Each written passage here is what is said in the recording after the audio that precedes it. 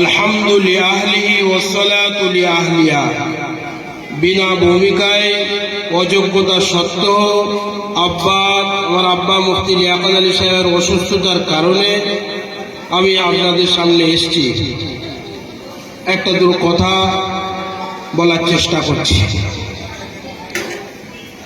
আমাদের সামনে যিনি বক্তব্য রাখছিলেন ইনি দারুল উলুম দেওবন্দের তফসির বিভাগের ফার্স্ট হয়েছিলেন এবং হযরত মাওলানা হুসাইন আল মাদানী রাহমাতুল্লাহ আলাইহির খিদমত তিনি করেছেন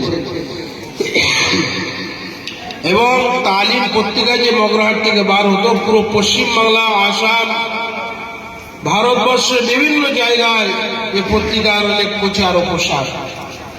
হাক্কানি নামাজ শিখা আমরা নাম শুনেছি, এনারই লেখা, বড় জ্ঞানী মানুষ। আলহামদুলিল্লাহ আপনাদের সামনে কথা বলছিলেন।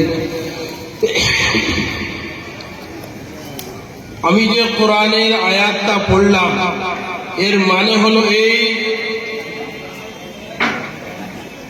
উপদেশ করলে ইমানদার বান্দাদের কিছু উপকার আসে। আমি যে হাদিসে পাকটা পড়লাম মিশকাত শরীফের 33 নম্বর পৃষ্ঠাতে হাদিস এসেছে, ওয়ান মুআবিয়া রাদিয়াল্লাহু তাআলা আন, হযরত মুআবিয়া রাদিয়াল্লাহু তাআলা আনহু থেকে বর্ণনা করেন, হুজুর বলেন, মাইরিল্লাহু বি খায়রি ফাকহু ফিদ্দীন, আল্লাহ তাআলা যাকে ভালো চান তাকে ইলমে শরীয়তের জ্ঞান দান করেন। ওয়া ইন্নামা আনা কাসিমুন আল্লাহু ইউতি, এর মানে হলো এই,